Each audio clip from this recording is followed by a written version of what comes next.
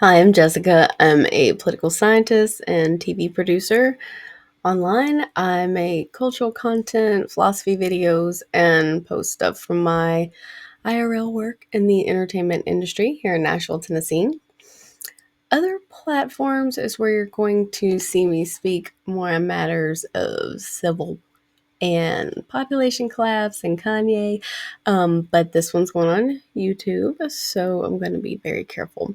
But if you do like weird eclectic channels like this, please consider subscribing and liking this video, or just stick around and watch. I'm just happy to have you here today.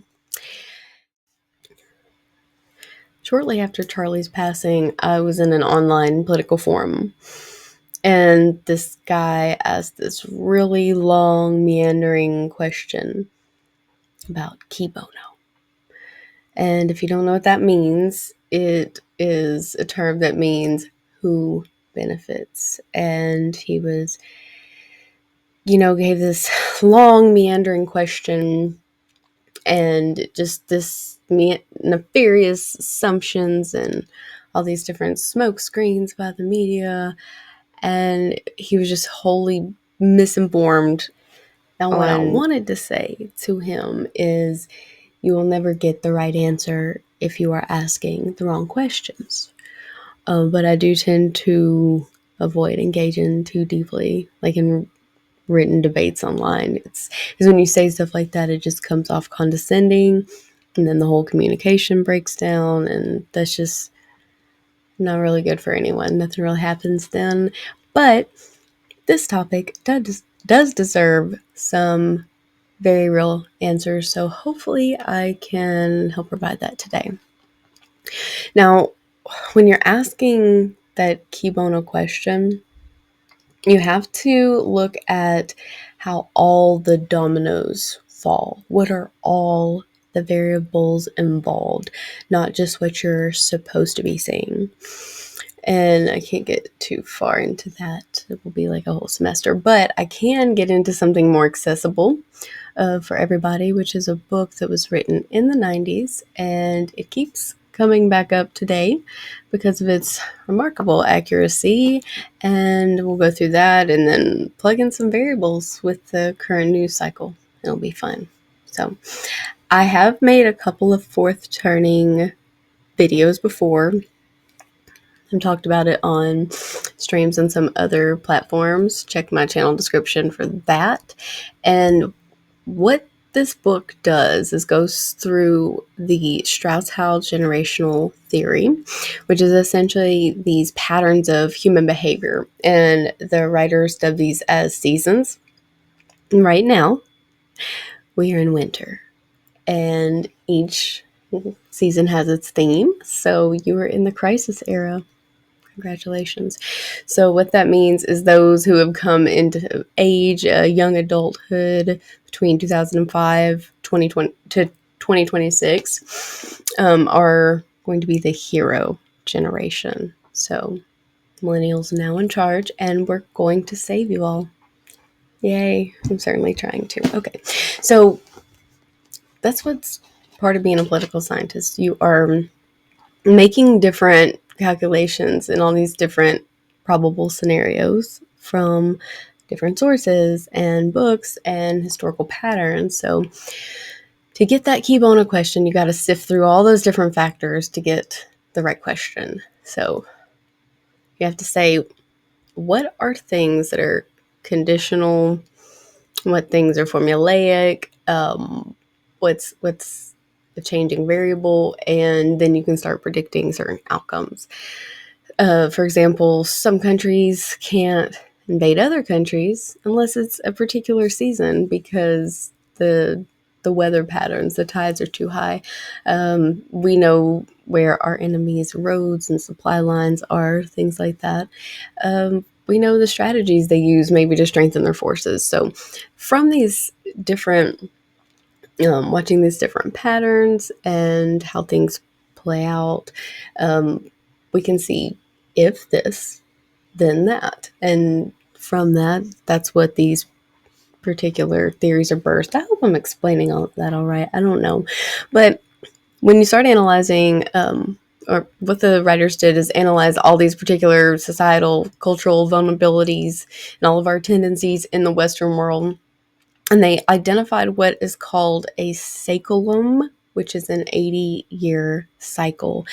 And what they've discovered is this tends to be the trend of a classical liberal society, and how we call it a pendulum. Think of it linear, swinging back and forth. They are saying that it's more like a circle, and so the fourth turning breaks down this crisis era, and right now, with Charlie's assassination, it puts us right on track for the peak crisis mode that is predicted right now in this time frame in history. But winter does not necessarily mean civil war. What it means is there's going to be a great societal and political upheaval to get to the next season, which is spring. And hopefully that'll be a renaissance. So we just have to pray that we leave something worthwhile behind for future generations. So another thing the author stress is we must avoid war, because this cycle, or where we're at in this cyclum, I guess, we're expected to have a total war, which means the maximum capabilities of our weapons are expected to be used if we are on track for this. So we don't know what the limit is for the destruction of that. And happy times. I wanted to go over what they suggest in this book to avoid war and strategies we could use in the fourth turning. And also there are other variables that got us here. So if you want to learn more about how the Iraq War and the Patriot Act and Obamacare got us to the fourth turning, then please comment below. Okay, I'm jumping in here around chapter 11. If civic virtue is so frequently lost, it must just be as frequently regained. This is what happens in a fourth turning. While a crisis mood renders societies newly desperate, it also renders them newly capable, which is why a secular winter is to be welcomed as much as feared. As today's Americans look ahead, the challenge is to marshal the coming season's new public energies to achieve positive, not destructive ends. The better we ready ourselves collectively, the more likely we will be not just to survive the crisis, but to apply its fury for good and humane purposes. To prepare for the fourth turning, America can apply the lessons of seasonality. The following suggestions distinguish between actions that the nation can act on now in the unraveling. This is when this was written back in the 90s. And those that are simply not possible before the crisis catalyzes right now. Prepare values. So this is like the first little bullet point here. Forge the consensus and uplift the culture, but don't expect near-term results. America's culture warriors need not worry whether values will return to public life. They always do in a fourth turning with a vengeance. Speeches will become public sermons, schools, civic churches, and art, motivational propaganda. The open questions are which values will reign and whether America's cultural consensus will be broad and imaginative enough to avoid a destructive polarization as the nation fights for its survival. People on all sides of the culture wars should cultivate pragmatic alliances with niches possessing competing visions. Americans of all generations should work to elevate moral and cultural standards. What we do now may not close down many unraveling era carnivals, but will serve two critical long-term purposes: to help protect the world of childhood and to help resacralize public institutions and reinfuse them with a much-needed sense of public purpose. A decadent or nihilistic culture is a seedbed for fascism. The less self-control the media or public exercises now, the more likely it becomes that some outside authority will impose a despotic control tomorrow.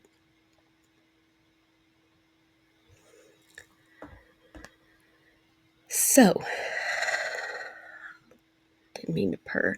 Um, breaking that down from what I'm reading of that, Um, it stuck out to me, resacralize our public institutions. And meaning colleges, like what we just went through at a university. And also in what's in the like really current right now, people are talking about the Smith-Mundt Act, which is reformed in 2013 by Obama, that talks about the propaganda that can be used on American citizens. So when I read this, I started putting together what just happened at the university and knowing what I know, how this said some outside authority, and keeping up with the news, I knew that certain elements of the CCP had already been at work within our institutions and universities and things like that. So I went ahead and pulled up. I think I just can't recall exactly what I Googled, but yeah, just looked up what was going on with the CCP investigations in the universities, and I stumbled across a press release that was released one day after Charlie Kirk was assassinated, and on 9/11 is when they chose to release it. I don't know if it's coincidence. I don't know if it's a look at the left hand because the right is playing games. And I'm certainly not making any assumptions or conclusions from this. I'm just saying that it is, you know, I just had to look and then I found something. So let me read you the article. All right. This is from the Select Committee on the CCP, aka the Chinese Communist Party. From September 11th, 2025, the Joint Institutes, Divided Loyalties. Now, the Chinese Communist Party exploits U.S. university partnerships to empower China's military and repression. Over the past 2 years, the Select Committee on the Chinese Communist Party and the Committee on Education and the Workforces Committee's investigations revealed how the Chinese Communist Party, the CCP, exploits U.S. universities to fuel its military and technological rise. Last fall, the committees released CCP on the Quad, a report exposing how American researchers, many funded by the Department of Defense, Department of Energy, and National Science Foundation, enabled major advancements by the People's Republic of China in nuclear technology, artificial intelligence, robotics, and quantum computing. The report also revealed that U.S. PRC joint institutes facilitate technology transfers and pose national security risks.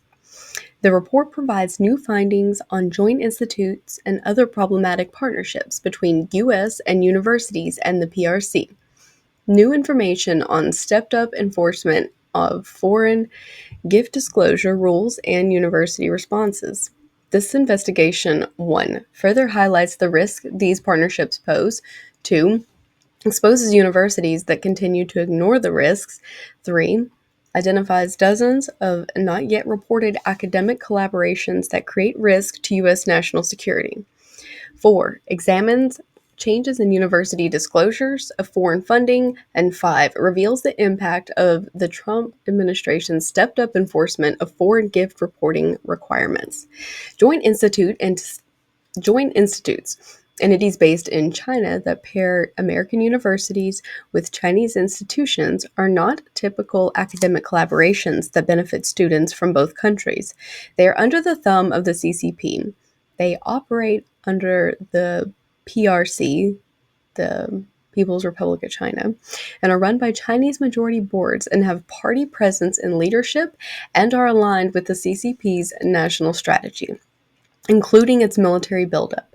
Chinese government funding dominates these joint institutes, and the use of funds is restricted by law to align with CCP goals.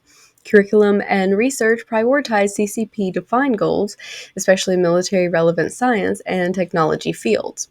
Finally, U.S. institutions agree to PRC impose limits on academic freedom, speech, and governance independence. Since the time of the release of our report and our continued investigations, 8 universities chose to do the right thing for academic freedom and U.S. national security by shuttering their joint institutes with Chinese partners. These include the University of California, Berkeley, Georgia Institute of Technology, the University of Michigan, University of Pittsburgh, Oakland University, University of Detroit, Mercy, Eastern Michigan University, and the University of Illinois. But many others have not. Last fall, the committees identified high-risk joint institutes at the following universities, all of which have failed to act: Duke University, University of Arizona, University of Delaware, Drake University, University of Houston, Keene University, University of Miami, New York University, University of North Alabama, Northeastern State University, Tahlequah, don't know what that is, Portland State University of New York, Stony Brook, and Trine University. Please comment below and let me know if you have been to any of these universities or worked there or know anything about this. Okay.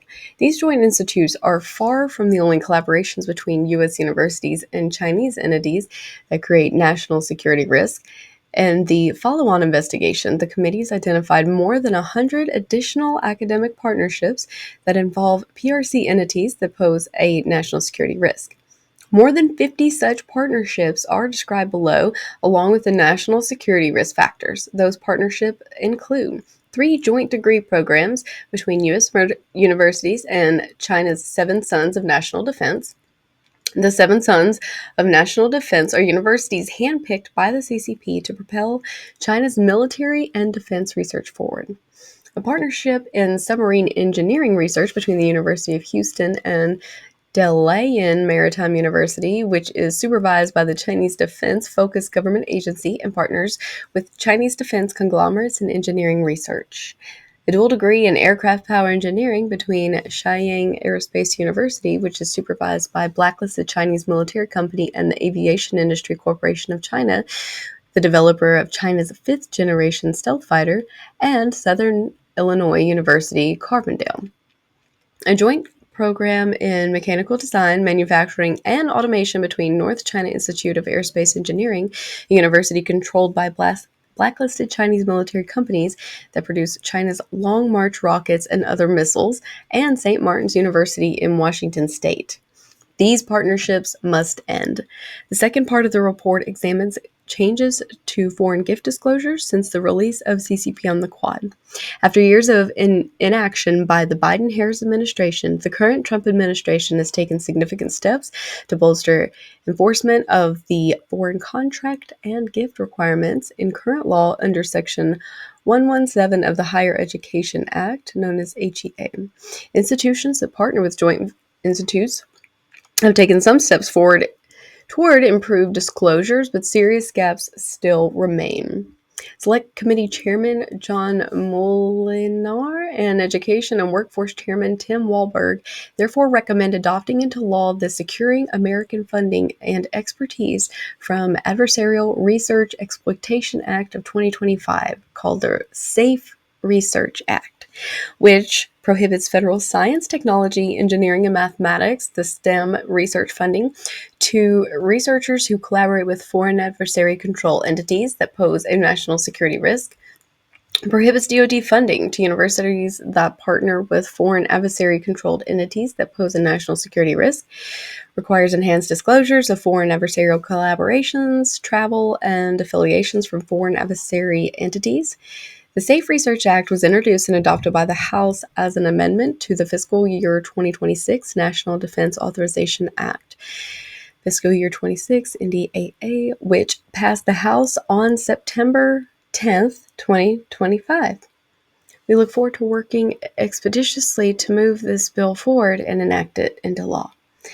In addition, foreign gift disclosures remain inadequate. The lack of strong enforcement provisions in the law and shortcomings in university reporting still remain and demonstrate the continued need for legislation action such as H.R. 1048, the Defending Education Transparency and Ending Rogue Regimes Engaging in Nefarious Transaction, called the Deterrent Act. The Deterrent Act passed the House on March 27, 2025 by a vote of 241 to 169. It is now awaiting Senate action. The chairman continued to urge the Senate to pass the Deterrent Act expeditiously. And you can read the full report here.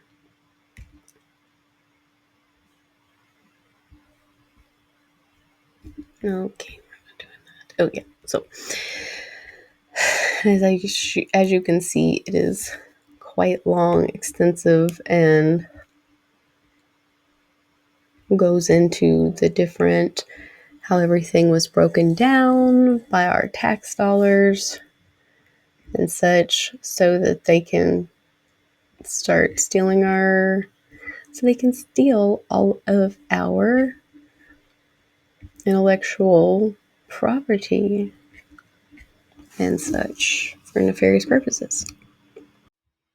I don't know precisely what's going to happen with our universities and how this is all going to play out. Hopefully, it is peaceful and we come together from this situation and build something better together, I hope. I don't know exactly what's going to happen. I do know a lot of what is happening is predicted. And I think if you know the future, then you can change it much more readily.